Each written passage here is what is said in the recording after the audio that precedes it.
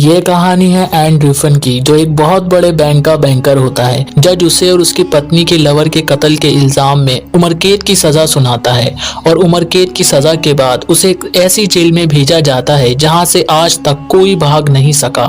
इस जेल का नाम होता है शोशांक रिडेम्पशन। इस जेल में ऐसे ऐसे कैदी होते हैं जिन्होंने अपनी पूरी जिंदगी इसी जेल में बिता दी है। जब वो इस जेल में आए थे तो बाहर की दुनिया अलग थी, लेकिन अब दुनिया अंदर की पूरी तरह बदल चुकी है। यहाँ के कायदे और कानून बहुत सख्त होते हैं। अगर कोई गलती करता है या जेल से भागने की कोशिश करता है तो उसको मार मार के अधमरा कर दिया जाता है। एंडी बहुत दिनों तक किसी से कोई बात नहीं करता। फिर एक दिन एंडी एक कैदी से मिलता है जिसका नाम होता है रेड। रेड इस जेल में बाहर की किसी भी चीज को मुहैया करा सकता है। उसे इस जेल में पूरे 20 साल हो चुके हैं। एंडी रेड से कहता है कि उसे एक हथौड़ी और एक बहुत बड़ा एक्ट्रेस का पोस्टर चाहिए। रेड एंडी से पूछता है क्या तुम इस हथौड़ी से सुरंग बनाना चाहते हो? तो रेड उससे कहता है कि जब हथौड़ी आएगी तो तुम खुद देख लोगे। तो एंडी कहता है कि जब हथौड़ी आएगी तो तुम खुद देख लोगे। रेड एंडी को यहाँ पर आगाह भी करता है।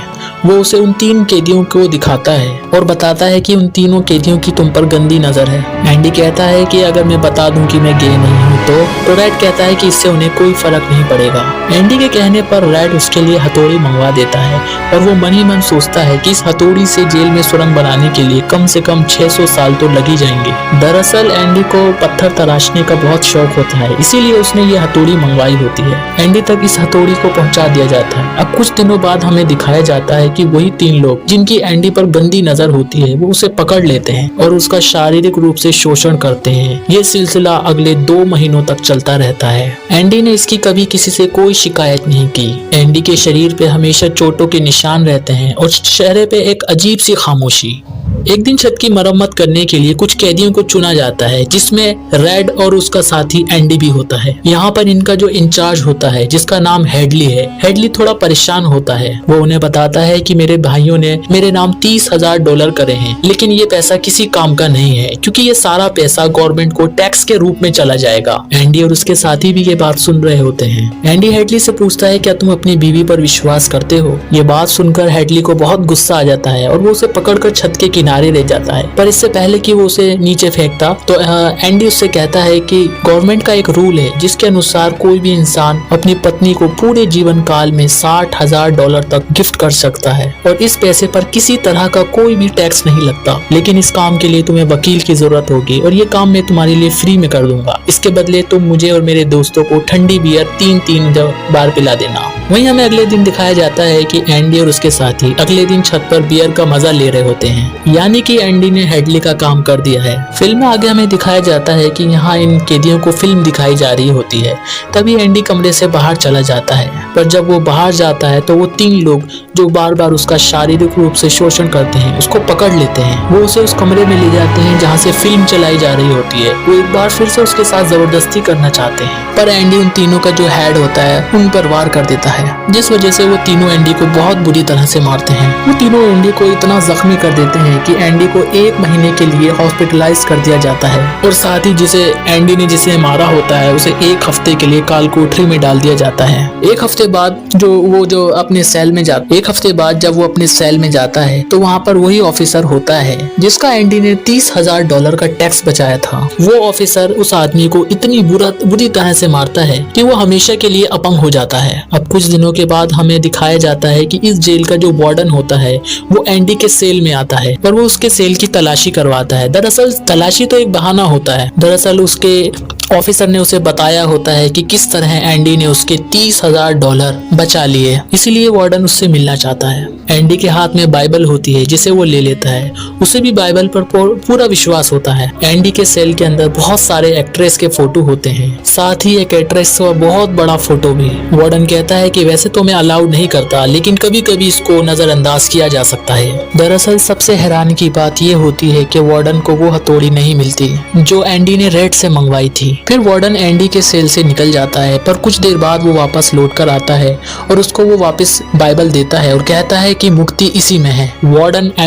एंडी से बहुत इम्प्रेस होता है। वो उसे अपने ऑफिस में बुलाता है और वो एंडी को असिस्टेंट लाइब्रेरियन बना देता है। लाइब्रेरी में एक बूढ़ा आदमी होता है जो कई सालों से इस लाइब्रेरी को संभाल रहा होता है। एंडी को उसके अंडर काम करना है। साथ ही एंडी दूसरे ऑफिसर्स की ITR भरना भी शुरू कर देता है। जैसे जैसे साल बीतते हैं एंडी के पास काम बढ़ता ही चला जाता है। उसे एक असिस्टेंट की जरूरत पड़ती है और वो अपने सबसे अच्छे दोस्त जिसका नाम रेड है उसको असिस्टेंट लाइब्रेरियन जॉब दिलवा देता है। ऐसे ही धीरे धीरे कई साल गुजर जाते हैं। फिर एक दिन हमें दिखाया जाता है कि वो बूढ़ा आदमी जिसके अंडर एंडी काम करता है वो एक ऑफिसर्स की जान लेना चाहता है, उसको मारना चाहता है। दरअसल सरकार ने उसकी सजा माफ कर दी है पर वो इस जेल को छोड़कर नहीं जाना चाहता।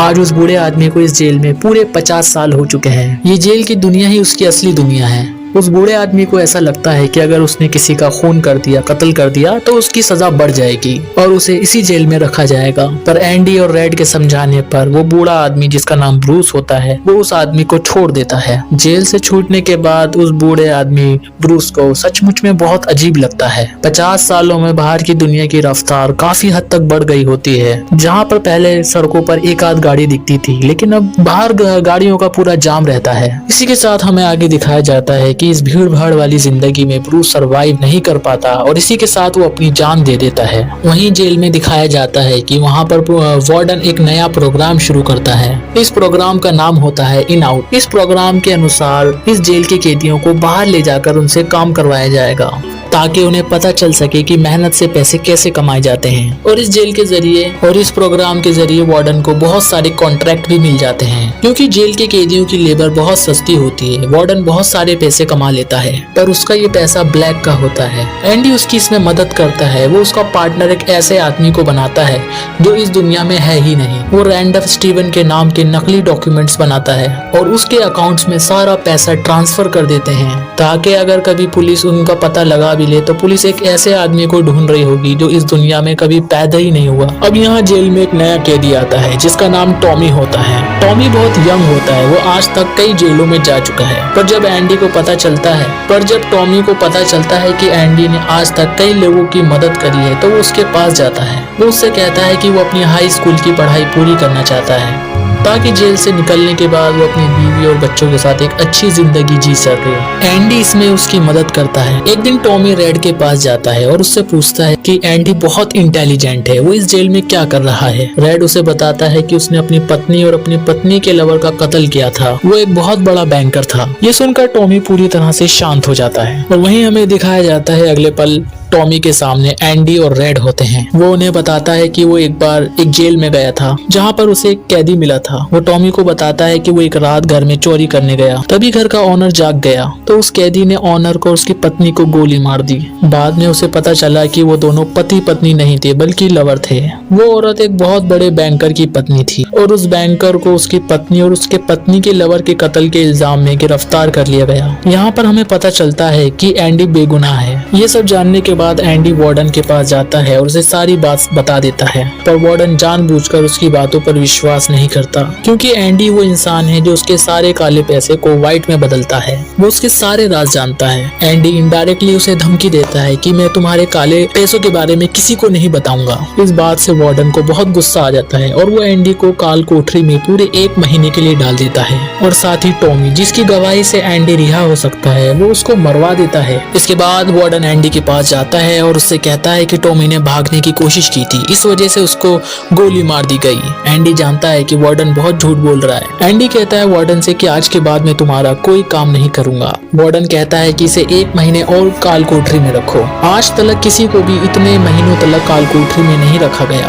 अब काल कोठरी में पूरे 2 महीने गुजारने के बाद एंडी बाहर आता है तो रेड उसके पास आता है। एंडी रेड से पूछता है क्या तुम कभी इस जेल से बाहर निकल पाओगे। रेड कहता है शायद जब मैं बहुत बूढ़ा हो गया हूँ और मेरे दिमाग ने काम करना बंद कर दिया हो। एंडी कहता है कि मैं यहाँ से निकलकर ज़ियातनोव जाऊंगा। ये मैक्सिको में समंदर के किनारे एक बहुत खूबसूरत जगह है। कहा जाता है कि इंसान अपने आप को यहाँ पर खो देता है। एंडी कहता है कि यहाँ पर मैं अपना रेस्टोरेंट खोलूंगा और समुद्र के किनारे अपनी बोट को रिपेयर भी करूंगा और दोस्तों के साथ गहरे समुद्र में मछली मारने के लिए निकल पड़ूंगा। रेड ये सुनकर बहुत परेशान हो जाता है। वो एंडी से कहता है कि उम्मीद बहुत खतरनाक चीज होती है, ये इंसान को पागल तक कर देती है। तुम्हें सच्चाई की दुनिया में वापस लौटना होगा। मैक्सिको यहाँ से बहुत दूर है। यह इंसान को पागल तक कर देती है। तुम्हें सच्चाई की दुनिया में वापस लौटना होगा और मैक्सिको यहाँ से बहुत दूर है। एंडी कहता है कि तुम सच कह रहे हो। अब मेरे पास सिर्फ दो ही रास्ते होते हैं, या तो मैं घुट घुट कर जीऊं या फिर मर जाऊं। जाने से पहले एंडी रेड से कहता है कि वादा करो कि तुम मेरा एक काम करोगे। वो कहता है हाँ मैं जरूर करूंगा। बर्टसन के पास एक बहुत बड़ा मैदान है। उस मैदान में एक बहुत बड़ा पेड़ है। उस पेड़ के पास एक काला पत्थर है। उस पत्थर के नीचे कुछ गड़ा है। वादा करो जब भी तुम बाहर जाओगे तो वहाँ पर जरूर जाओ। रेड पूछता है कि उसके नीचे क्या है। एंडी कहता है कि जब तुम बाहर जाओगे तो तुम्हें वहाँ पर जाना पड़ेगा। इसके बाद हमें दिखाया जाता है कि एंडी वार्डन का काम करने जाता है और उसके सारा काम करने के बाद उसकी फाइलों को वो एक खास तिजोरी में रख देता है। डॉक्यूमेंट्स रखने के बाद वार्डन एंडी से कहता है कि इसके बाद मेरे कपड़े इस्त्री करवा देना और मेरे जूतों को शीशे की तरह चमका देना। इसके बाद एंडी वापस अपने सेल में आ जाता है। वहीं रेड आज रात बहुत परेशान होता है क्योंकि उसे शक है कि शायद एंडी अपनी जान दे सकता है। सुबह जब सभी के सेल्स के दरवाजे खुलते हैं पर एंडी सुबह बाहर नहीं आता और जब गार्ड एंडी के सेल के पास पहुंचता है तो वो पूरी तरह से हैरान हो जाता है। वहीं हमें वार्डन को दिखाया जाता है जो अपने जूते पहनने के लिए निकालता है, पर उस बॉक्स में वार्डन के नहीं बल्कि एंडी के जूते होते हैं। तभी सायरन बजता है और ये सायरन होता है किसी कैदी के भागने का।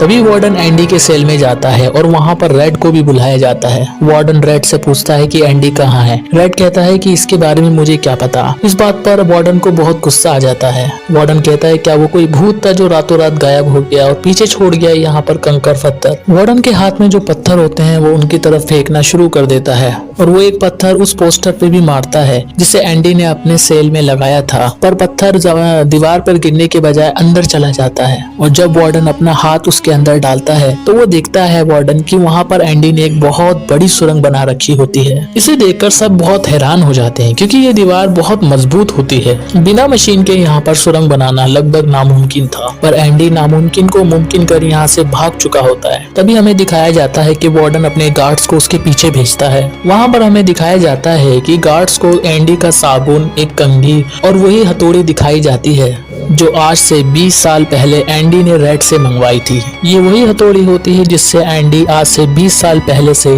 अपनी दीवार की सुरंग में एक छेद बना रहा था। साथ ही सुरंग से जो भी मिट्टी निकलती थी वो उसे अपनी जेब में छुपाकर बाहर जाके ग्राउंड में बिखेर देता था। एंडी ने आखिरी बार जब वार्डन का काम करा था तो उसके काले धंधों के सारे डॉक्यूमेंट्स अपने पास रख लेता है और उसके पास जो वार्डन की बाइबल होती है वो उसके पास उसके सेल की तिजोरी में रख देता है।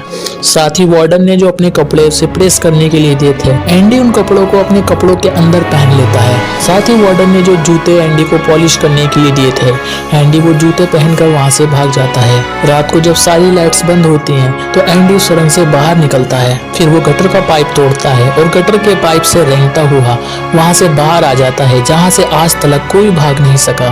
हालांकि एंडी जिस गटर से रेंगता हुआ बाहर निकला था वो 2 फुट बॉल ग्राउंड के बराबर लंबा था। अगले दिन हमें दिखाया जाता है एंडी उस बैंक में जाता है जहां पर वार्डन का सारा काला धन होता है। ये सारा काला पैसा एक ऐसे आदमी के नाम पर होता है जो इस दुनिया में है ही नहीं। दरअसल एंडी जेल से उस आदमी के सिग्नेचर करता था और एंडी के पास उस आदमी के सारे डॉक्यूमेंट्स भी होते हैं और वो बैंक से जाकर सारे पैसे निकाल लेता है और ये पैसे होते हैं $2.45 मिलियन। यानी कि अब एंडी ना सिर्फ आजाद हो गया है बल्कि अब वो बहुत अमीर भी है। एंडी के पास वार्डन के काले चिट्ठों के सारे सबूत होते हैं जो वो प्रेस के पास यानी कि न्यूज के पास भिजवा देता है। अगले दिन ये खबर सारे अखबारों में, प्रेसों में छप जाती है और जब वार्डन अपनी तिजोरी खोलकर देखता है तो उसमें डॉक्यूमेंट्स नहीं बल्कि बाइबल होती है और बाइबल के पहले पेज पर एंडी ने लिखा था कि मुक्ति इसी में है। और जब वार्डन अगला पेज पलटता है तो वो देखता है कि वहाँ पर हथौड़ी की शक्ल के रूप में एक खांचा होता है। दरअसल एंडी ने यहाँ पर एक इसलिए ये बनाया ताकि वो हथौड़ी को सेफली इसको छुपा सके। और आज से 20 साल पहले वार्डन जब एंडी के सेल में गया था तो उसने अपनी बाइबल उसके हाथ से ले ली थी। उस वक्त भी यह हथौड़ी उसी बाइबल के अंदर थी।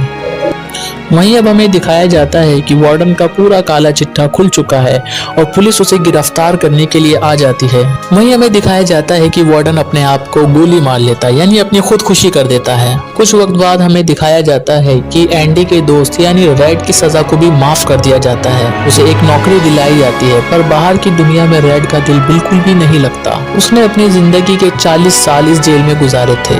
रेड वहीं रहता है जहाँ पर वो लाइब्रेरियन ब्रूस रहा करता था और रेड भी अपनी जान देना चाहता है। वो बहुत डिप्रेशन में होता है, पर रेड को याद आता है अपना वो वादा जो एंडी ने उससे लिया था और वो उस बड़े घास के मैदान में जाता है जहाँ एक बहुत बड़ा पेड़ होता है और साथ ही पत्थरों की एक दीवार भी होती है। उस दीवार पर एक काला पत्थर होता है और जब वो उस पत्थर को उठाता है तो देखता है उसके नीचे एक बॉक्स होता है। उस बॉक्स में बहुत सारे पैसे और एक लेटर होता है। ये लेटर दरअसल एंडी का होता है। उस लेटर में लिखा होता है कि तुम्हें याद है एक बार मैंने आपको एक जगह बताई थी जेल में, तो तभी उसे याद आता है जिया तनाव। इसके आगे एंडी ने लिखा होता है कि उम्मीद एक अच्छी चीज होती है, बल्कि सभी अच्छी चीजों में सबसे अच्छी और अच्छी चीज कभी नहीं मरती। इसके बाद एंडी वहां पहुंच जाता है और जब रेड वहां पहुंचता है तो वो देखता है कि एंडी नाव में बैठकर अपनी बोट को रिपेयर कर रहा होता है। ये जगह, ये सपना वो होता है जिसे एंडी ने जेल में रेड से शेयर किया था और रेड ने कहा था कि उम्मीद अच्छी चीज नहीं होती है, पर उम्मीद इस दुनिया की सबसे अच्छी चीज होती है। अब हमें दिखाया जाता है कि एंडी ने हर चीज पाली है और वो इस जेल से बाहर भाग भी चुका है। ये मूवी हॉलीवुड की अभी तक की सबसे हाई रेटेड मूवी है। IMDb पर इसकी रेटिंग है 9.3। ये मूवी रिलीज हुई थी 1994 में। इस मूवी का बजट था $25 मिलियन और बॉक्स ऑफिस में इसने कमाई करी थी $59 मिलियन की। उम्मीद करते हैं ये फिल्म आपको पसंद आई होगी। इसी के साथ ये कहानी भी समाप्त हो जाती है। अगर आपको ये फिल्म अच्छी लगी हो तो आप हमारा चैनल सब्सक्राइब कर सकते हैं, बेल आइकन को प्रेस कर सकते हैं।